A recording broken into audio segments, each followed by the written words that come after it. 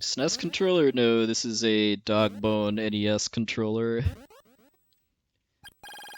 It's easy to mistake for a SNES controller, though, since I'm pretty sure this model, or the top loader NES, came out after the SNES did, so they kind of redid the controller to be more like the Super Nintendo.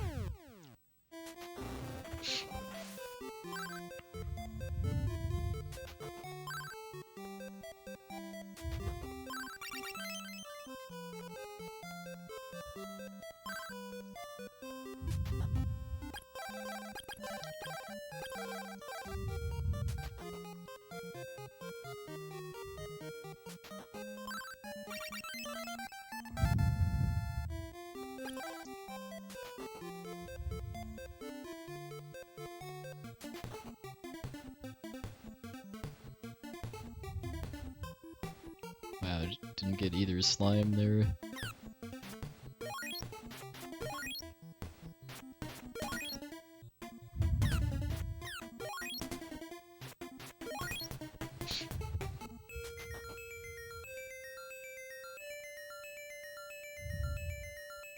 Just for comfort.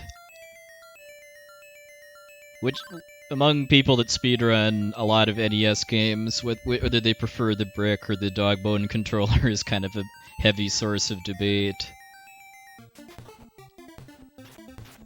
I've never really been a fan of the brick NES controller, just because I find it uncomfortable to hold for long periods of time.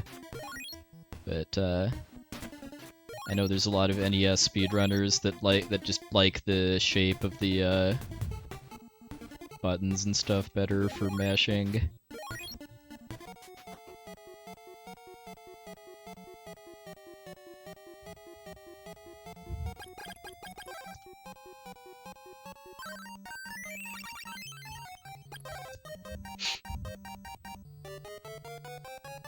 Hey, Metric, bring on the poison slimes.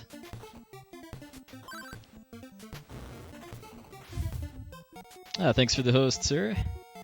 Were you doing this game too, or something else?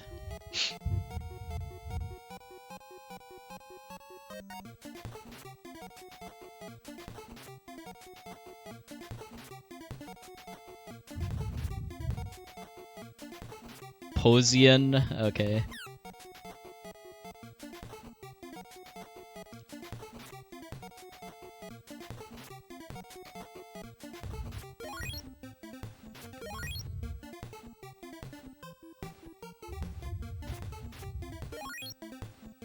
I think I'm dead on the next hit, so I better be a little more careful with these tigers.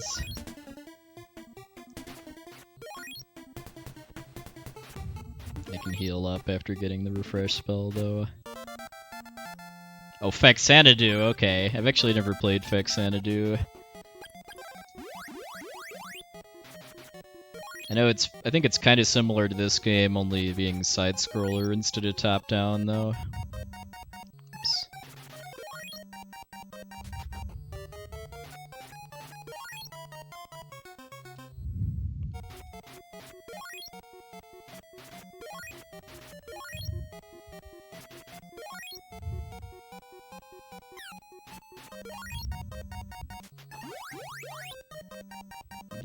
Never lucky with the slime spawns up there.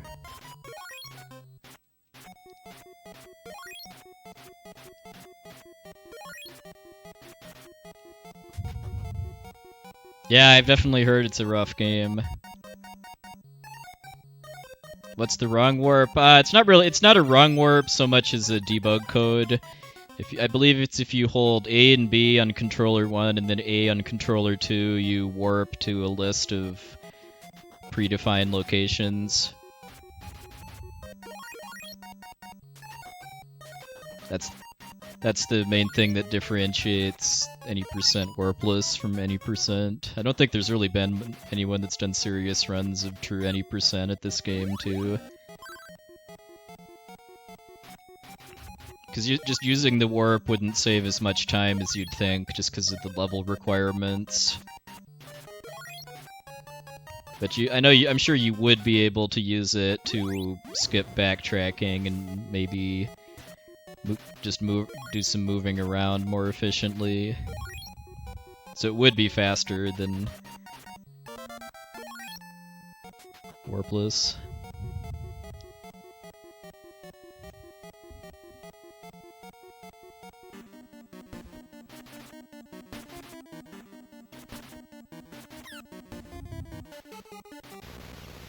Alright, pretty good kill.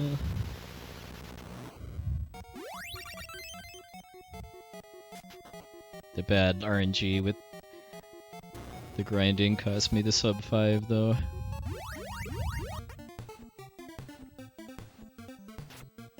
Oh yeah, I guess, yeah, that makes sense that you'd be able to skip a few bosses with the wild warp.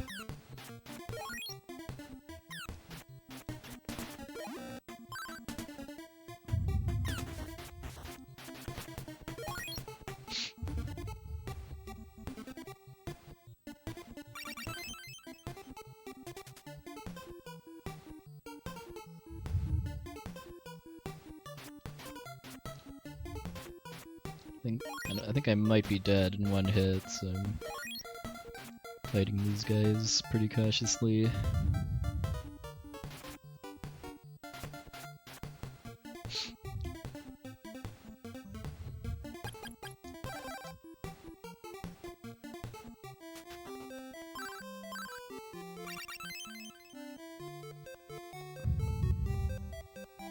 Yeah, I would definitely be interested to see what like an optimized route for true any percent would be.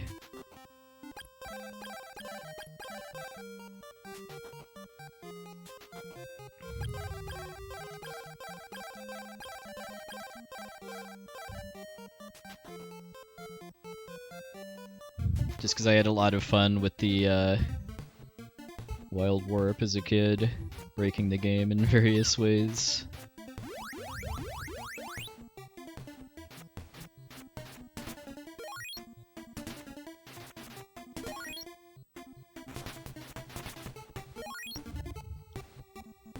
Oops. I was thinking about heading to Tornell's house early.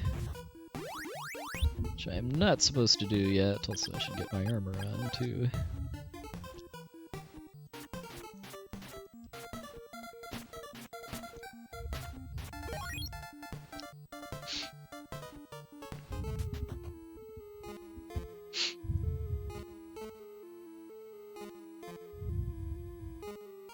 No refresh spell. Ouch.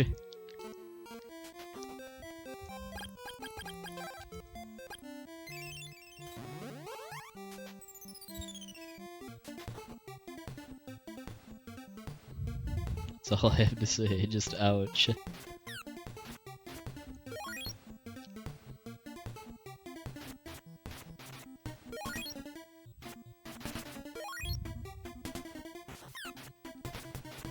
If anyone doesn't know Matrick, I believe he has the second fastest time at this run behind Dragon Dark, who has the record, so definitely give him a follow if you like Crystalis. Okay, don't press B. This is how I accidentally teleported early last run.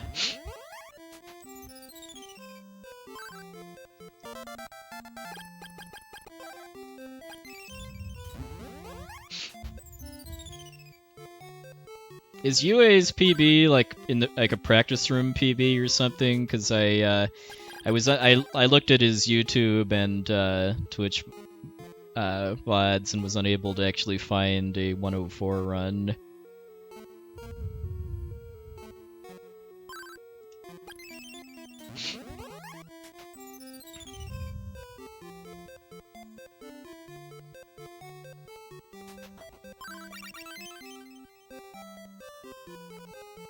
Okay, so it's a practice room PB.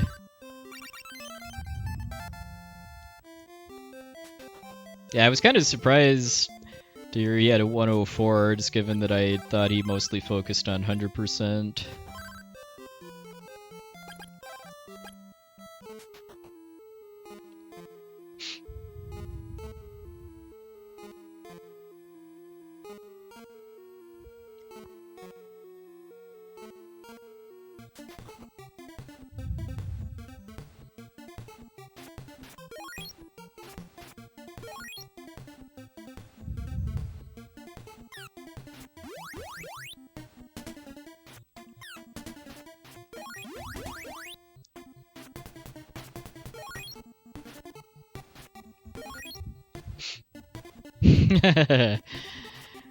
Well, I'd stick away from Chiron if I were you, DH-Stum.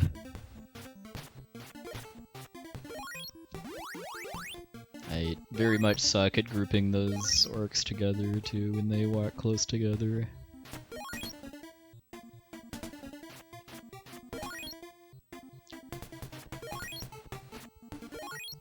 Just little stuff like that is what kind of separates, like, good runners from, like, potential sub-hour runners at this game.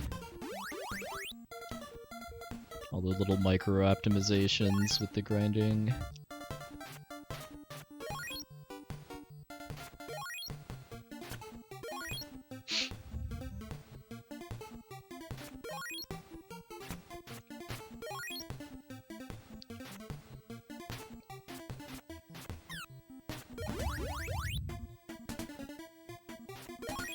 Kind of a poor grind so far. But if I have a good boss fight, I'll probably still gain time because of my PB having that, having to go back to, Tornell's house. Because of teleporting early. I mean, it wasn't a 100% time loss because I did, get some experience on the way there at the second time. Ooh, banana chips sound yummy.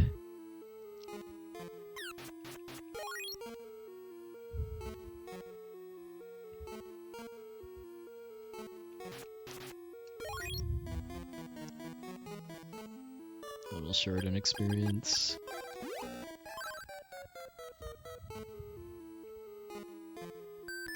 It might be a little, like a pixel or two too far to the left too to get the good start. We'll see. Oh, still good.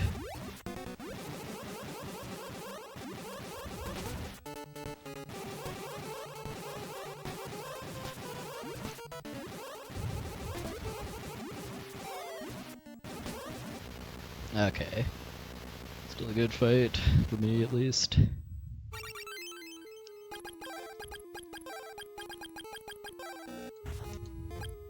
Alright,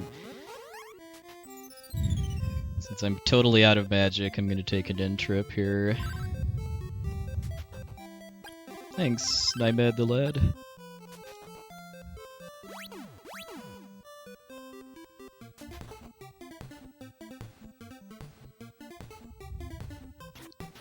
Need to kill that guy too to make sure I get enough experience. Ah, one short though. I need to respawn a shroom. Since I never actually got a good opportunity to kill a dragonfly in the forest. Yeah, so that plus the in trip just cut into a lot of my time savings from the insect segment.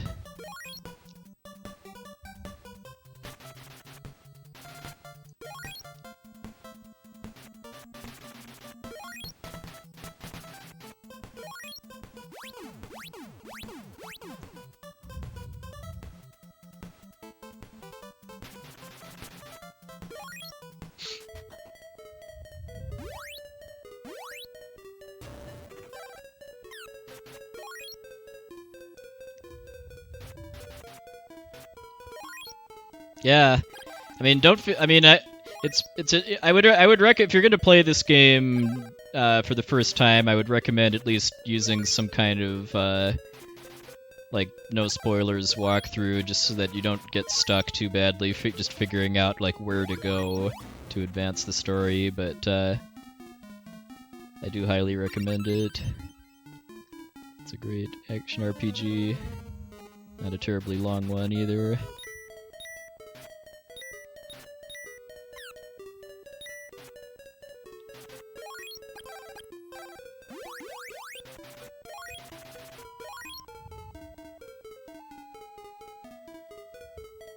Also, don't fight stuff the way I am, but just stabbing. Have fun using the magic swords the way you're kind of meant to with using charge shots.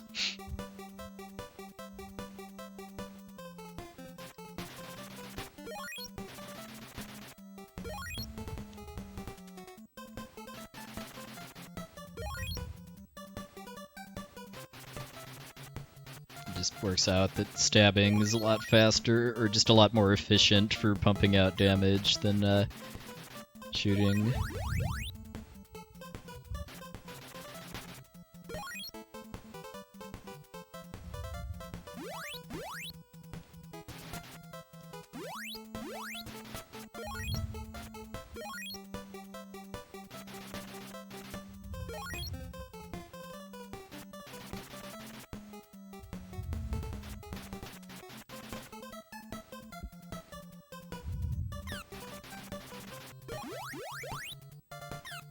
Trying to be a little more aggressive here, but it's making me take extra damage. Should only need to do 2 loops though, because I want to be at about 400 before going into the cave.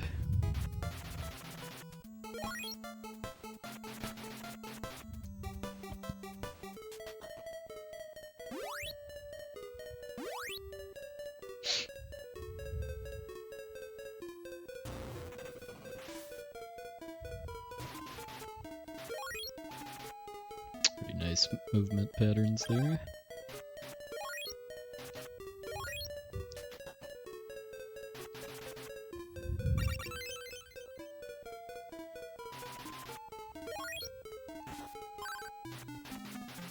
Not so nice movement patterns there. Also, I actually remembered to move over to not accidentally use the antidote herb instead of the medical herb, or use the medical herb instead of the antidote.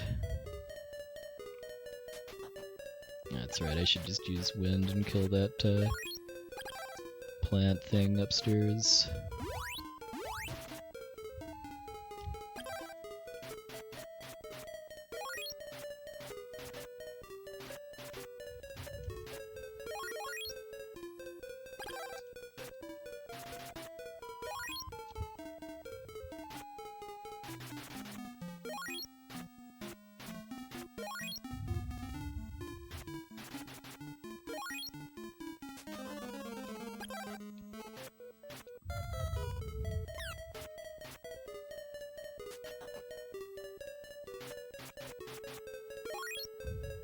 Yeah.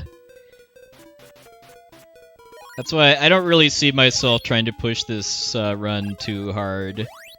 Like, I think even getting like a sub 110 might be a good note to retire on, but just because in order to really shave those minutes off the early game, you have to just take a lot more risks with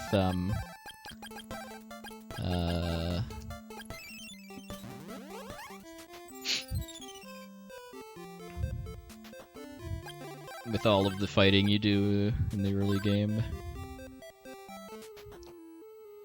Like, yeah, like Matrix said, I'm just doing a lot of very conservative strats for all of my grinding. Well, at least for the RNG heavy grinding. This isn't gonna get me anywhere close to like sub 105, but it'll make actually finishing runs fairly consistent.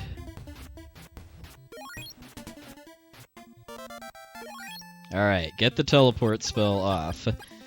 That's bitten, and get the Sword of Wind on. I keep forgetting I need that there. That's bitten me quite a few times in practice, where I forget that I still have teleport equipped and teleport instead of jump. On Mount Saber North. And unless you go into Nadir's Inn, you don't actually have a teleport location up closer to here than Oak. Does this game ever get lag? Yes.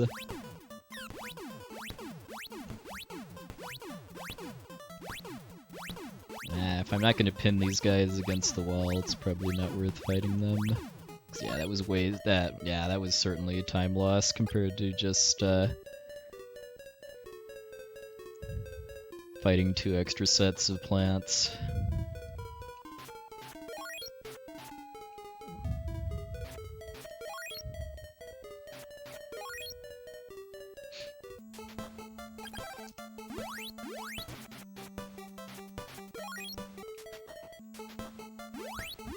I shouldn't do that until I actually practice that fight specifically, as far as trying to kill those two, kind of pin those two guards against the top of the gate and kill them.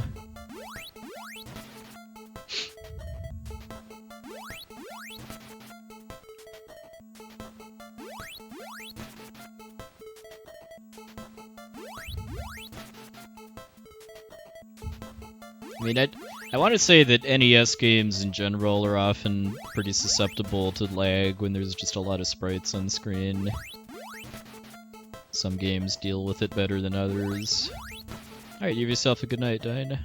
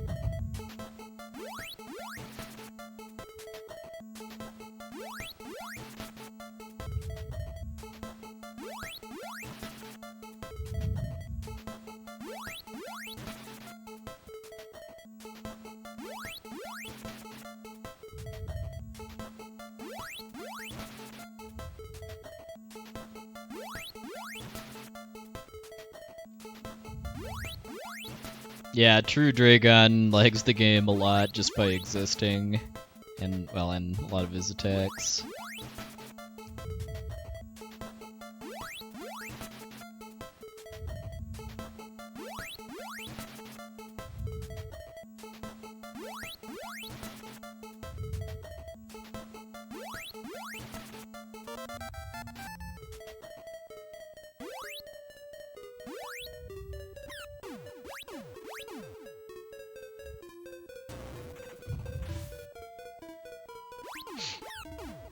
Wow, really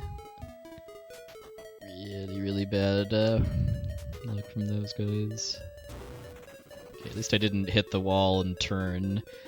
It's kind of a weird thing about the movement in this game, is that certain walls, if you hit them, the game will force you to move up or down.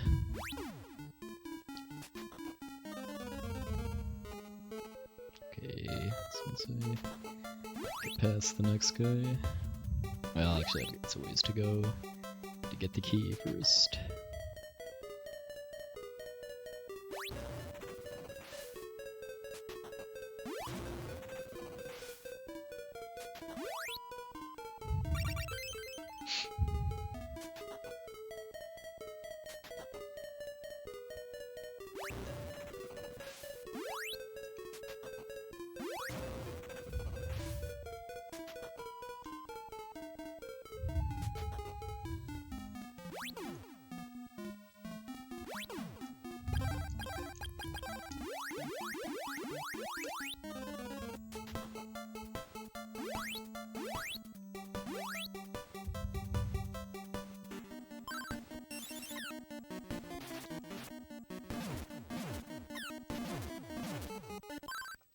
Okay, nice fight. Still a bit of a time loss though, because of that poor execution of the guard fight. And although, it's a 23 too. That's pretty good for me.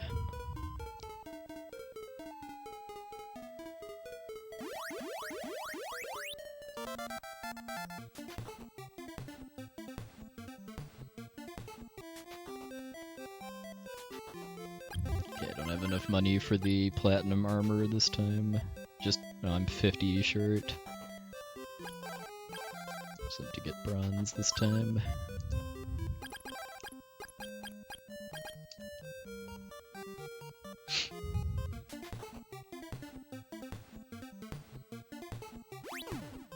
Buying armor at all before getting to Chiron is a big safety strat, too.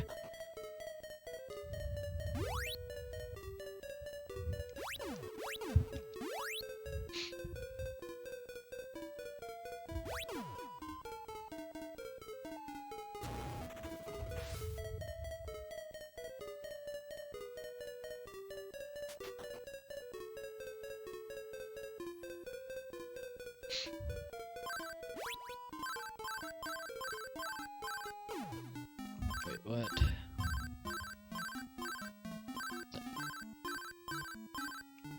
Okay.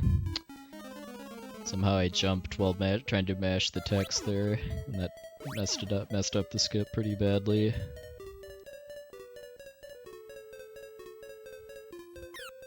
I mean, it'd be a lot easier to use B. Oh, come on. But, trying to micro-optimize by having a charge ready to go for that ice wall.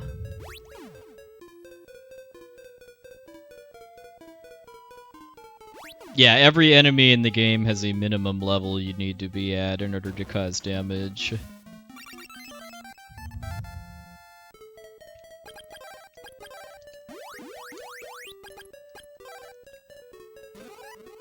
So all of the grinding segments in this run are not for safety, they're just flat out required to be able to kill the next boss.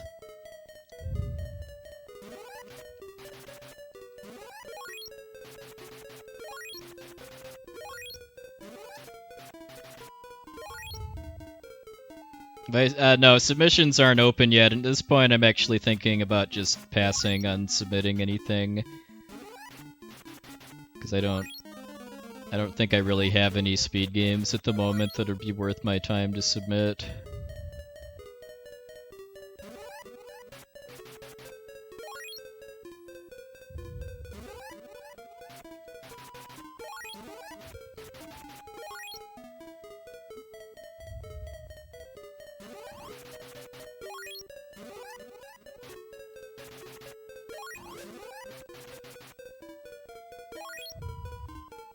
I mean, I'm not using the most optimal experience route to I mean, I'm using a easier route that just skips difficult enemies to kill quickly for the cost of having to farm a little bit more in a lot of places.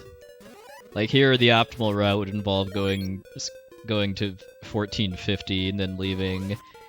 I'm gonna go to 1500 or higher.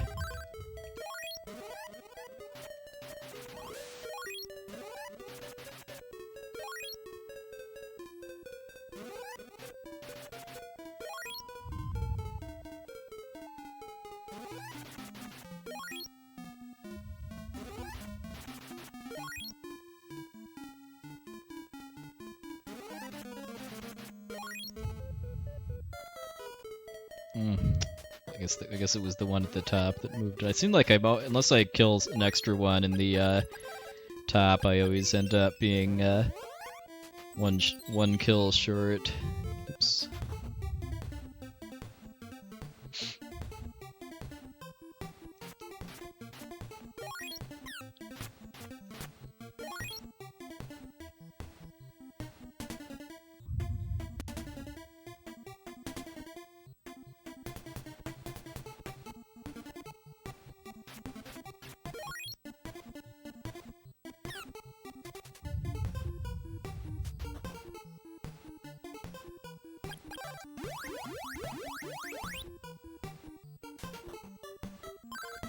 I probably shouldn't have healed quite that much, just having skipped the intro because now I'm actually kind of low on magic.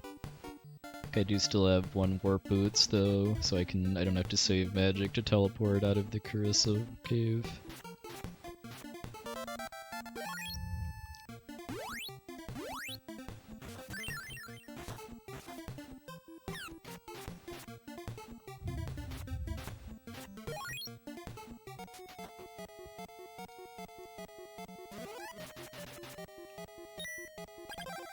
Okay, I do have one. So I was able to teleport out of Mount Saber South instead of Warp Boots.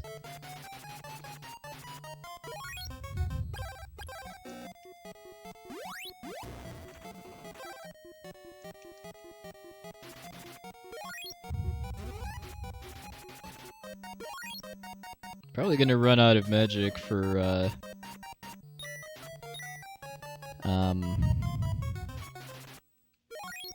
paralysis though. Oh, and I'm also, yeah, I'm definitely gonna have to stay at the end before going to get the recover spell.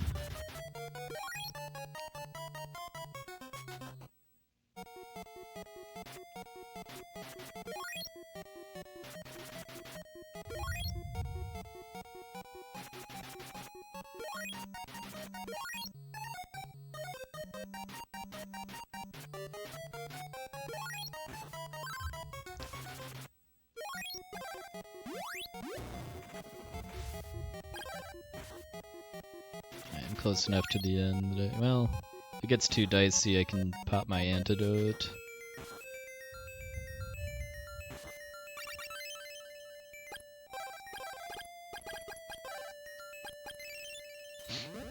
Okay, so since I used my boots there, I can actually save my last magic for teleporting after getting the shell flute, and then stay at the end. So I have full magic going into the fog lamp cave.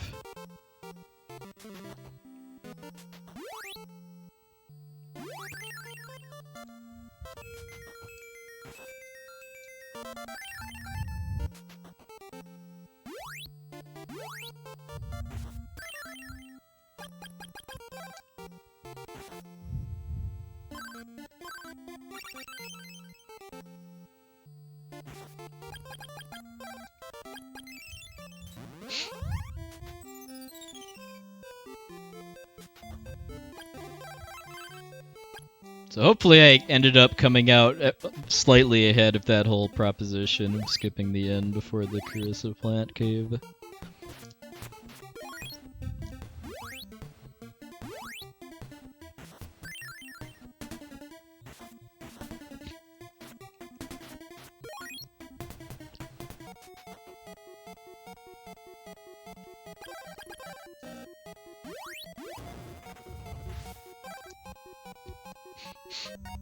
That's right, paralysis.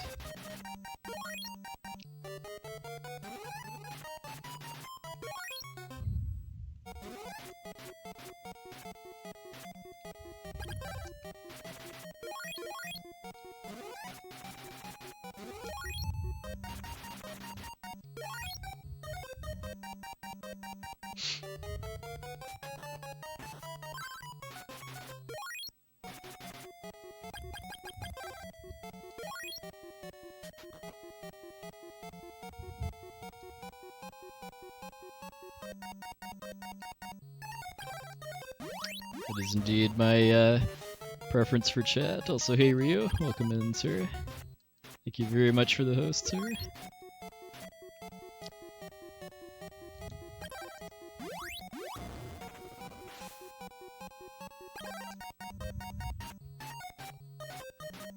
How did El Diablo go today?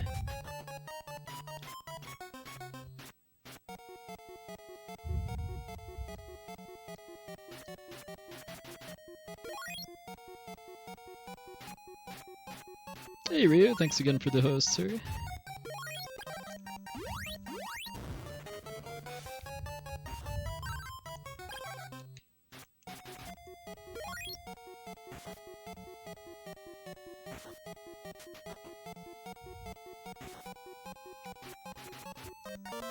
Yeah, if anyone's never heard of this game, it's an action RPG for the NES.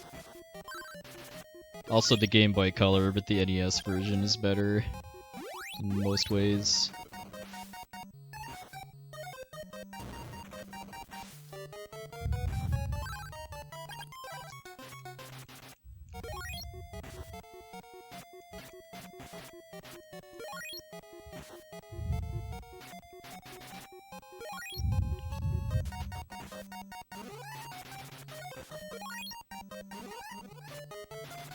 What kind of makes this stand apart from a lot of other RPG runs is that you're fighting most of the enemies as you make progress in the game too, just because there's a minimum level you have to be to damage every specific enemy in the game. So both fighting and then also short grinding segments, I'm able to kind of hit the level requirements exactly when I need to.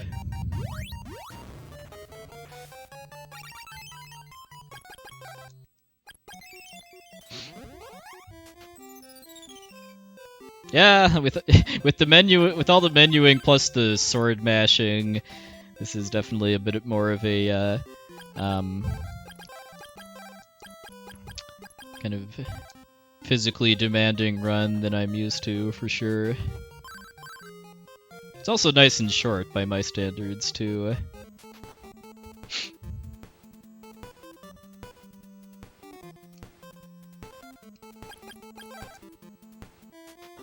Music in this game is amazing, too. Like, this ocean area is a really good track.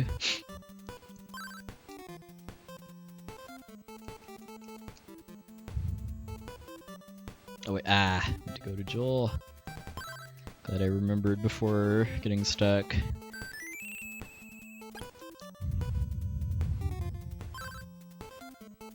The jump, yes, the jump is coming up. Well, after I do a little grinding, but yes, there's a glitch that I didn't actually explain very well in the last run, so I'll explain it during the farming I have to do beforehand. So yeah, coming up after I grind most of the way, or well, end up grinding all the way to level 11, I'm gonna be skipping an entire subplot of the game where you have to go to a cursed village and then defeat Sabera the Witch. But instead, what I'm gonna be doing is using a glitch where because I abuse the way that the rabbit boots are programmed. The rabbit boots let you jump, but the way that they're programmed is that they just give you the same effect as the flight spell. That's normally the final spell you get in the game for 1 frame.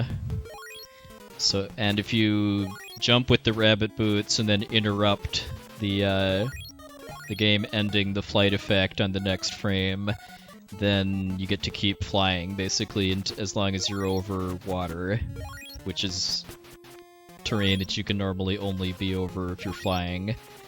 So by doing that, I'm able to kind of basically skip over the parts of the ocean that you're normally supposed to do the... Oops, I already had that on. Do the Sabera subplot in order to make it past. Yeah, Toaster Dog is powerful. And a source of delicious toast, too.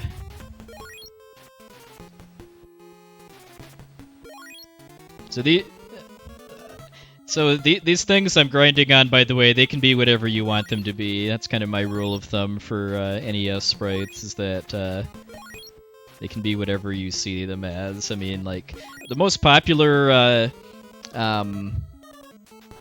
theory on what these are turtles, but I think they look like cabbages, so I call this the cabbage farm. Jellyfish is another valid option, too.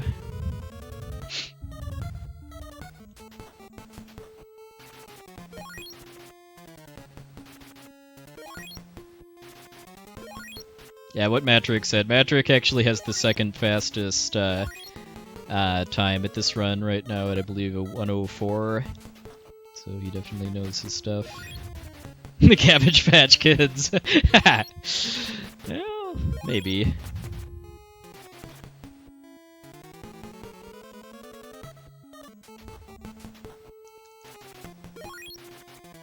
So I'm basically going to grind up until I'm 1 kill away from hitting level 11, and then I'm going to finish that off on an octopus I go past on my way to where I do the flight glitch.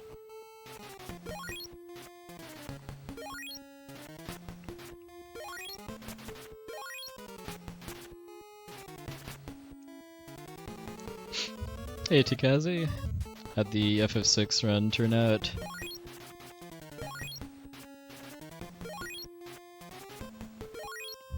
Hey VBN? Okay. Perfect, actually, that's the perfect number of experience.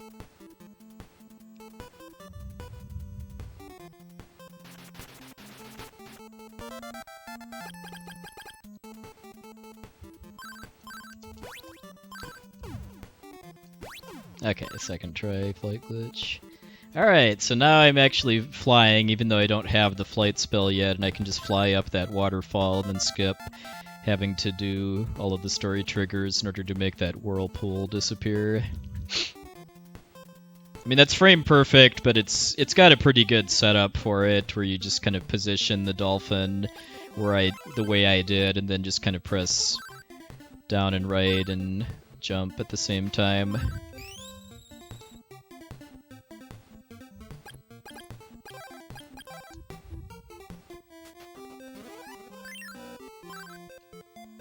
That's part of why that cabbage farm lasted a while too, is because I had to grind around having skipped an entire dungeon. Teleport, Brynmare. Flute of Lime, yes. I don't actually need to get a Flute of Lime in this category though, although you do in 100%.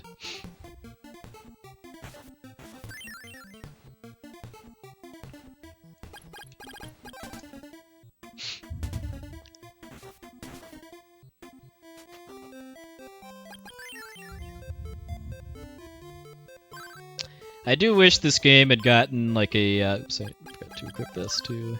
This game had gotten like a sequel or remake or something on the Super Nintendo. Just because I think it would be a much more fun play if if you could play it with more buttons.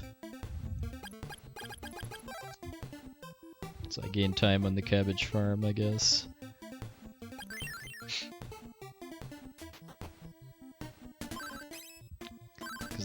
Because the NES controller only has an A and B button. That means you have to double up what goes on each button. Like B does both consumable items and attacking with your sword, and then A does both magic and story items, I think.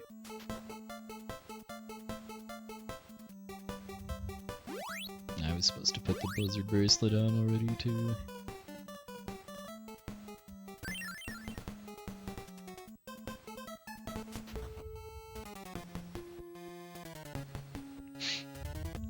This is one of the longest stretches where I don't actually need to change my sword.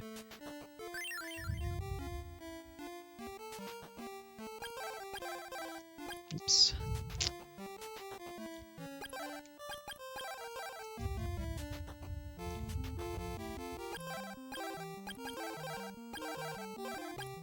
I'm still just not good at this menu for shopping, as far as just remembering that no is the default option for buying more stuff.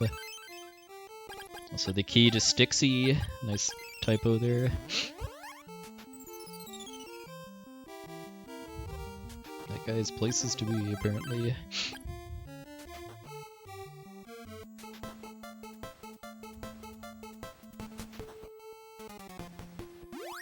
Okay, so when I equip the key to Stixie, I'll get the Blizzard bracelet on too.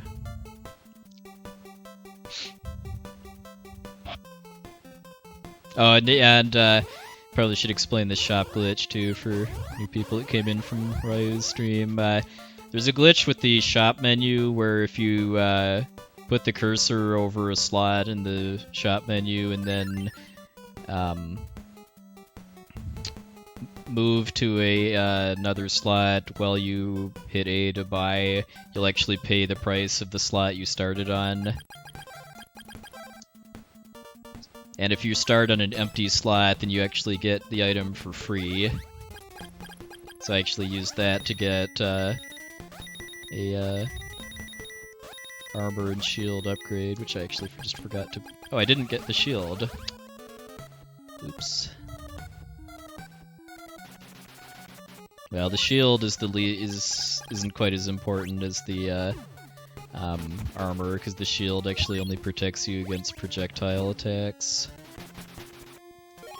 Most of which I can actually just block with the barrier spell at this point.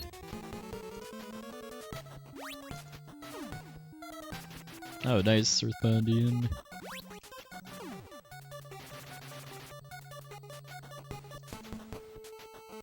Oh, and this guy is informally known as Bert, too, just because this mage here is so important to the run that he's got to have a name.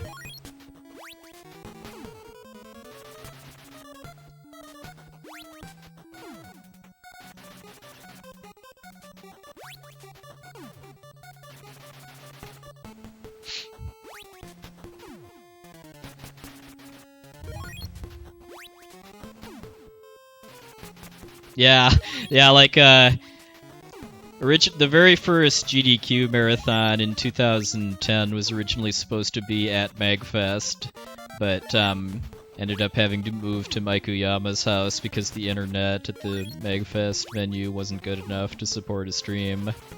So yeah, it wouldn't surprise me in the slightest if that's still the case.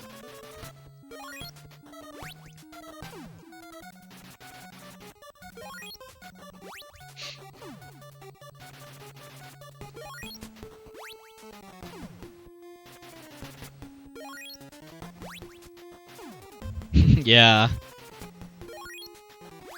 Yeah, it's really weird to think about how GDQ, which is now an event that draws like close to 2,000 people, just started in Maikuyama's basement.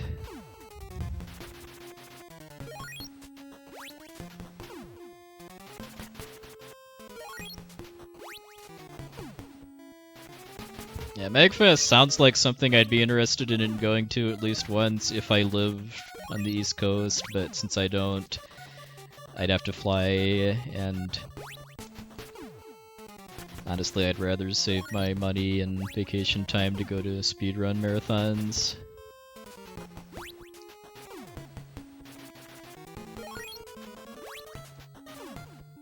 Same with stuff like PAX and E3.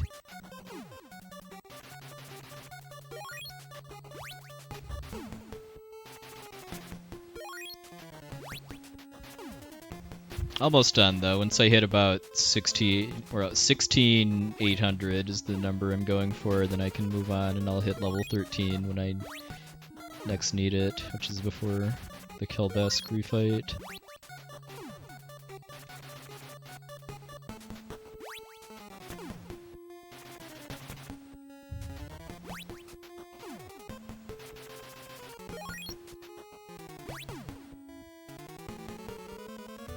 Probably a little questionable if I'm going to be able to sub 50 Mado.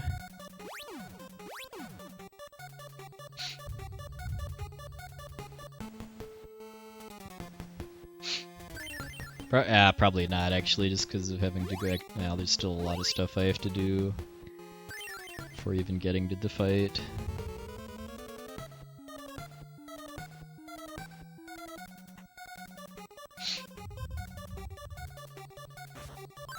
Eventually, though.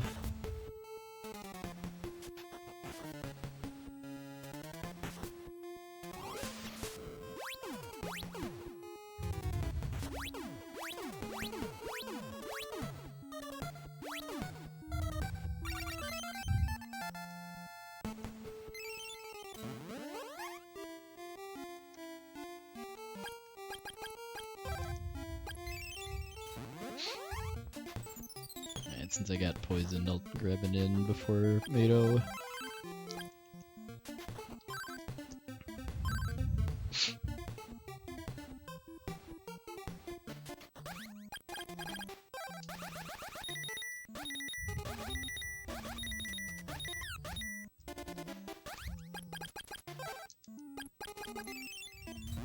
I should be getting to Mado before 50 at least.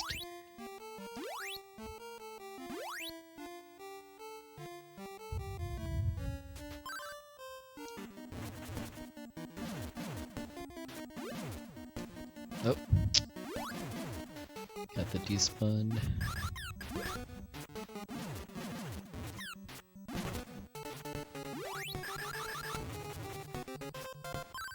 Ah, so close. If I hadn't had to stay at the end, I would have had it.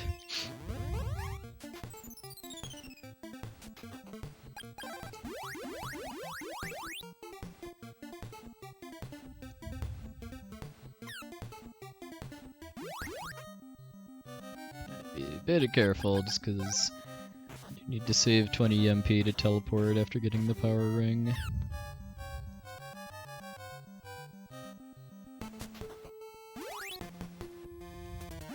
Oh yeah, you can press F to pay respects to Stom too, although he's just actually sleeping. Nobody in Chiron actually dies unless you talk to them.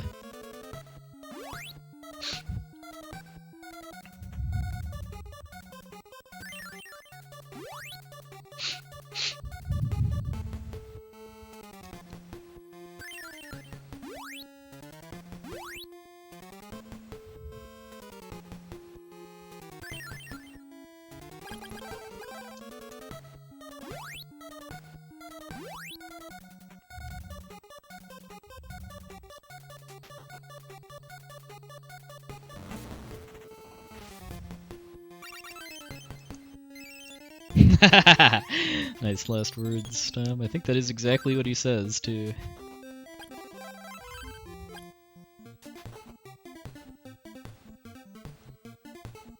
Oh, barrier.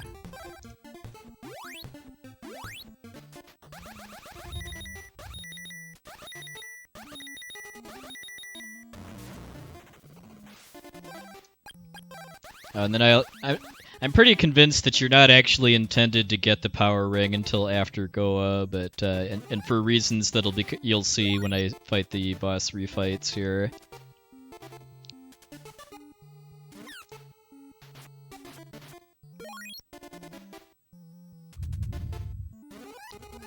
Okay, I got burned last run and being short on experience after the last ninja, so I'll kill that guy just to make sure.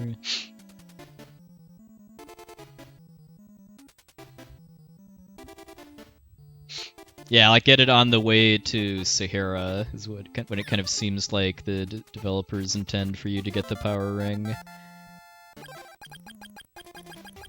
I'll heal real quick. Because the power ring gives you a massive boost to just how much damage all of your attacks do, and then this is what the result is.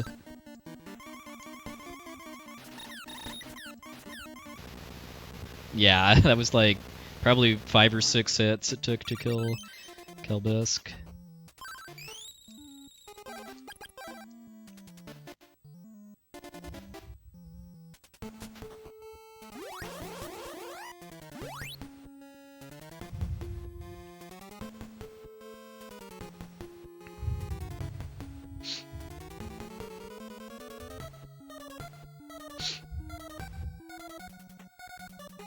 Oh, just because you can kill Sabera before she actually gets going with her attacks. I mean, it definitely looks like it makes a difference with Carmine, too. Oh, because of her defense, okay.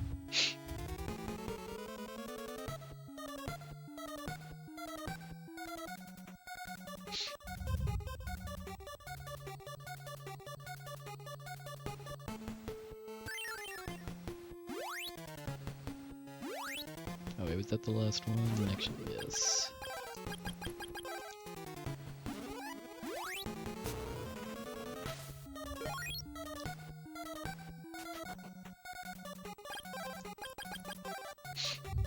So speaking of Sabera, who's the boss I actually skipped during the ocean segment. There we go.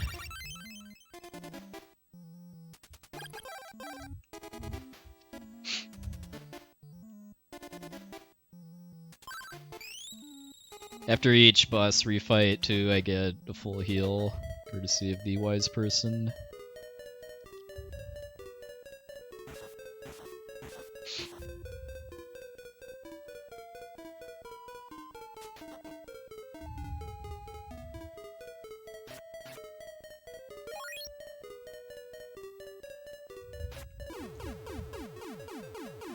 It's pretty harmless, it just drains a bit of my MP. Ah! Got the spider despawn. Another one. Dang. Alright, I just need to wait more. I'm just cutting it too close, because the way most of the enemy spawns in the game work, at least for these spiders in particular, is that there's a tile that when it's off screen for a certain number of frames, it will spawn a spider. But if I bring the tile on screen before that timer runs out, then nothing happens. And since I need to grind to level 14 here, every spider despawn is a time loss.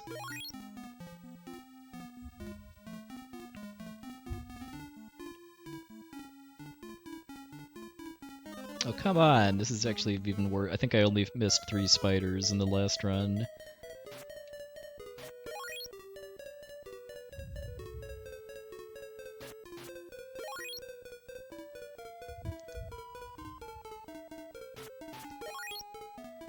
I guess I just really need to wait to make sure I get it.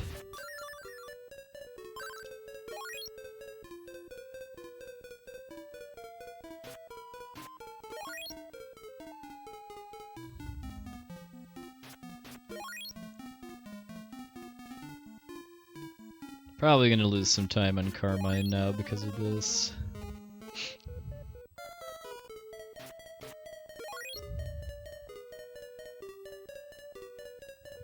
I'd like to eventually get a sub-hour Carmine, but I don't think I'm on pace for that right now.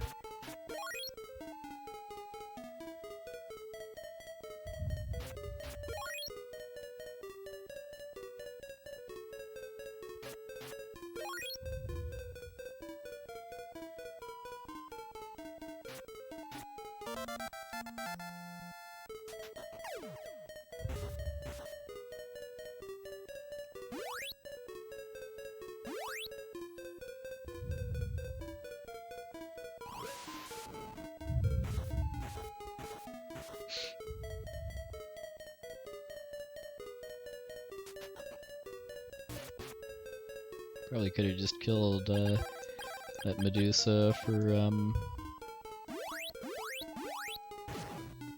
no you don't. For level 14 actually.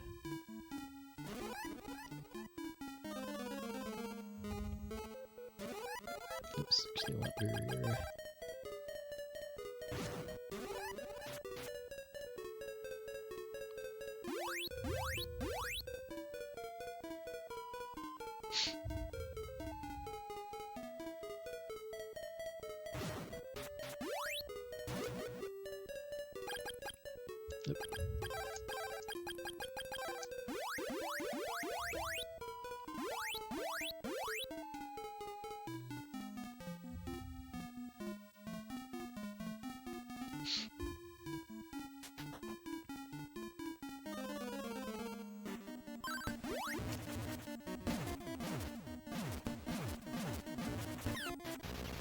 Nice. Pretty good kill.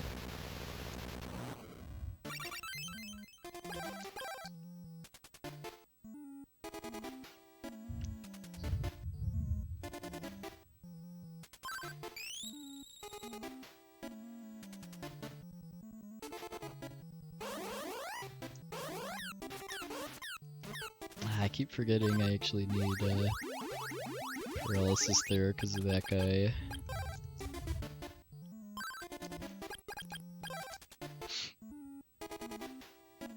No, this way.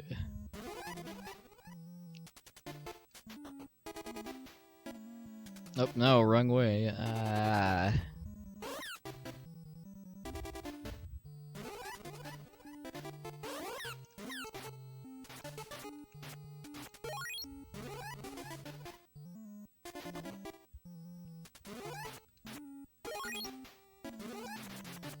Yeah, definitely gonna lose time on Carmine now.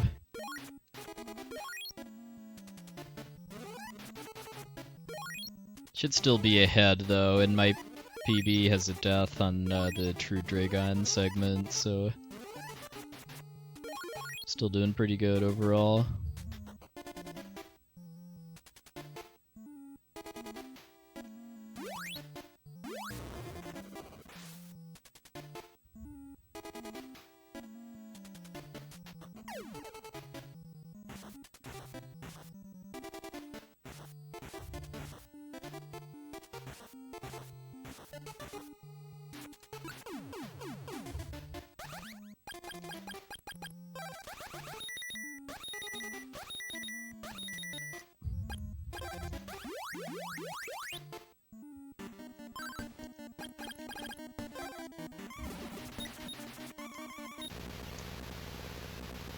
I broke even exactly, despite all those various shenanigans.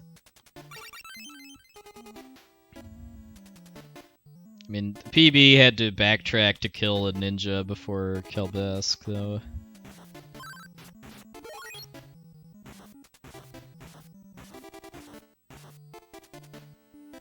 Nah, I don't get to kill the puddle. Those puddles are worth a staggeringly high amount of experience.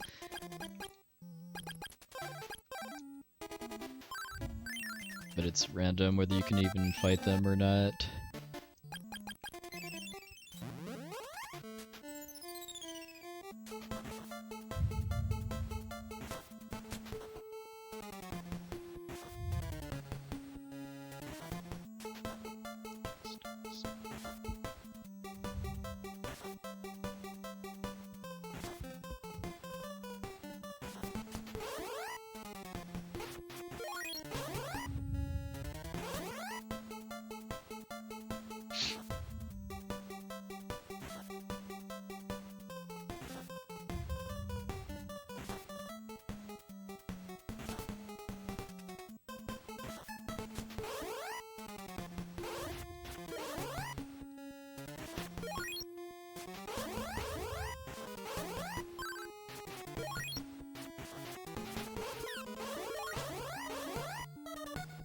No future.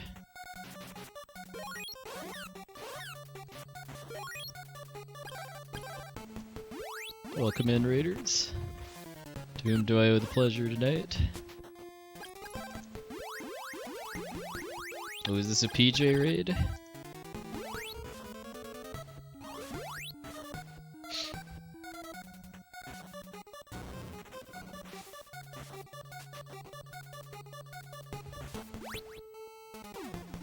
I think there's definitely gonna have to be a third run then with all these nice raids coming in. Welcome, welcome. Oh, Saga Frontier. I've actually never played that game. How was it?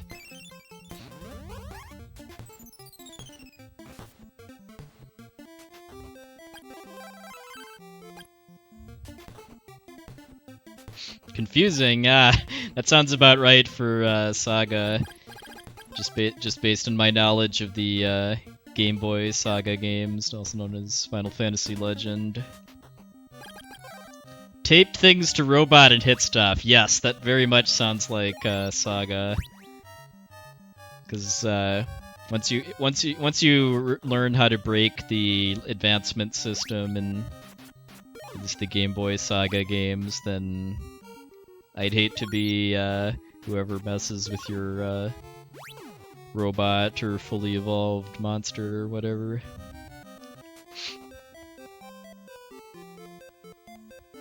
So welcome everybody from PJ's raid. This is Crystalis, which is a really cool action RPG for the NES if you've never heard of it. I ran this for the 12-hour challenge last weekend and working on bettering my time a bit. Coming up on the end of this run, but gonna be another one after this. If anyone hasn't seen a run of this game before too, an important thing to know is that every enemy and boss in the game has a minimum level that you need to be in order to cause any damage to them. So that's why there's some grinding segments along with just a lot of fighting normal enemies in various dungeons. Like here, like level 16 is the max level which you'd need to reach in order to beat the last two bosses. So I'm actually using these surprisingly high experience scorpions to get most of the way there before I move on to the pyramid.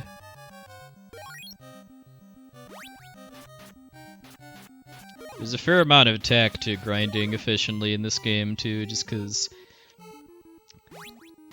there's just a lot of nuances to how enemy spawns work, as far as how to just get enemies spawned as fast and reliably. It's not too bad with these scorpions, but like especially in the earlier parts of the game, it can be pretty rough. Time for one of the highlights of the soundtrack in my book too, for the pyramid and the crypt.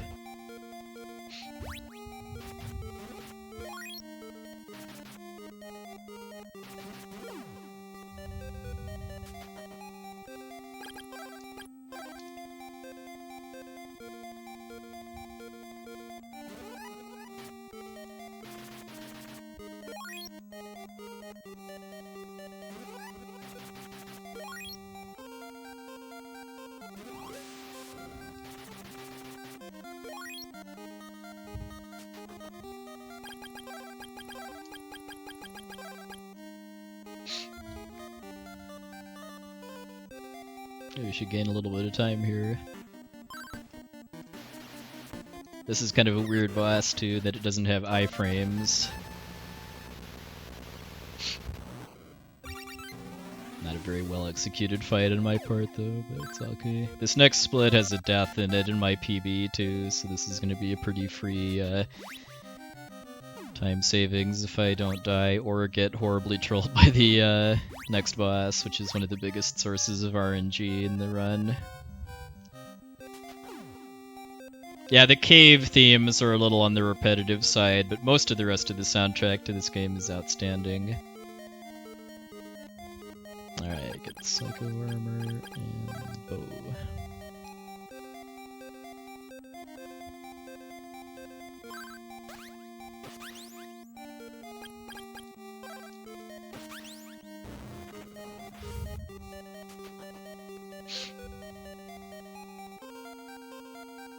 Oh, no, this way. Yeah, east and then west.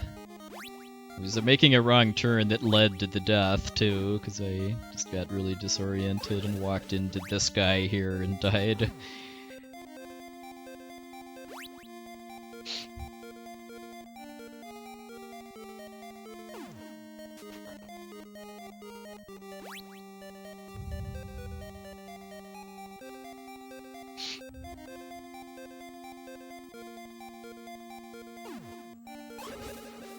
If you get hit by that ring, you get turned into a slime too, which you either have to screen transition or use a item that you only have one of.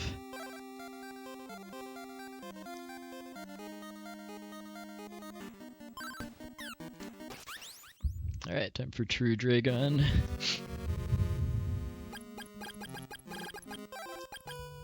I let him hit me on purpose there to increase the odds that he gives me a good pattern.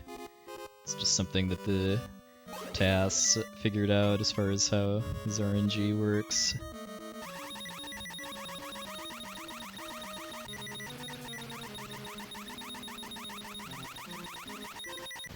Nice! Really good fight.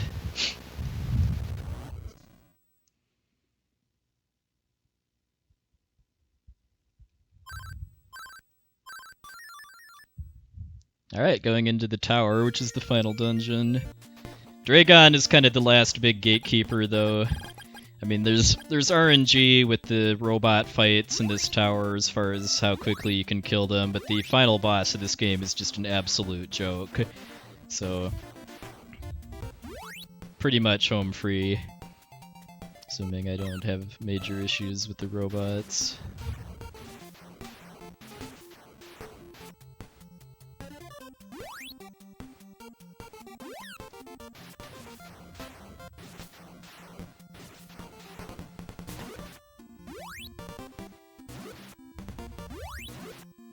Come on, die. Yeah, I messed that up a little bit because of not having a full lightning charge ready to go when the robots spawn, because they really like to split apart like that, and if you lose control of them, you'll lose a lot of time having to chase them down, because you do have to kill all of the robots on each floor of the tower in order to get to the next one. .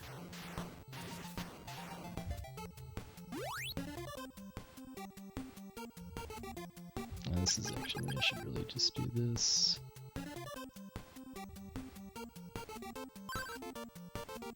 Oh, really? Okay, I thought I wouldn't get hit by that glitch or whatever by not actually opening the menu, but wow, this is turning out to be pretty bad.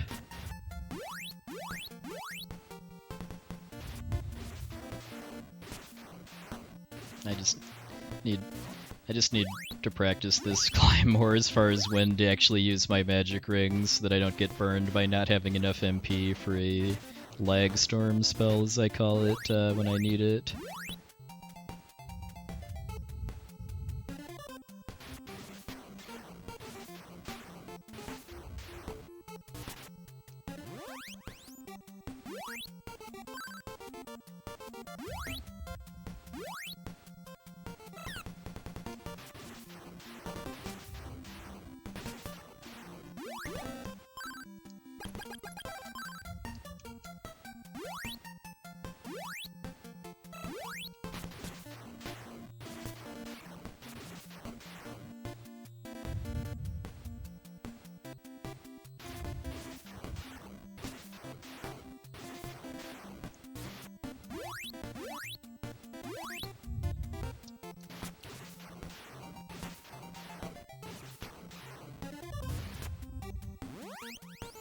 Oops.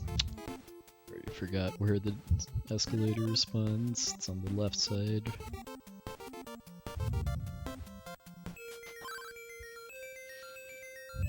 Do still need to get the barrier back on, but this should be a 112. My goal right now is a sub 110. The record's 58-14, but I am very much uninterested in doing what I would have to do in order to actually challenge that.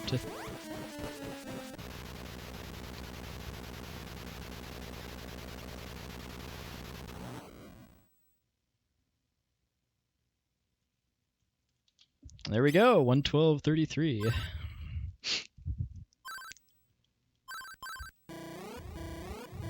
Nice little improvement.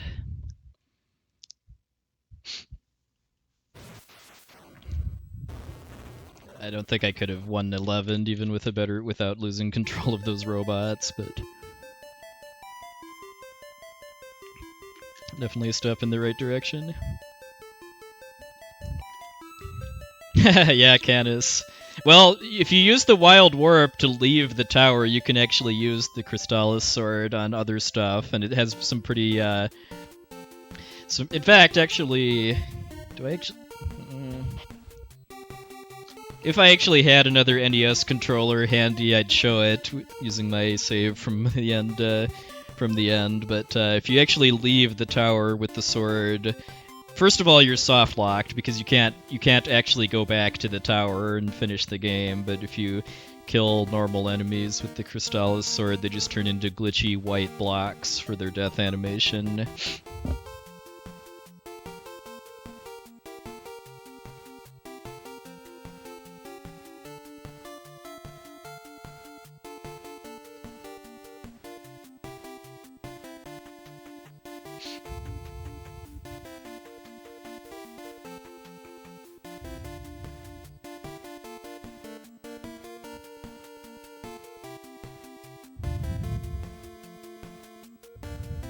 Better idea, yes. We'll be doing that. Also, special thanks to Jeff Peters. One of these names is not like the others.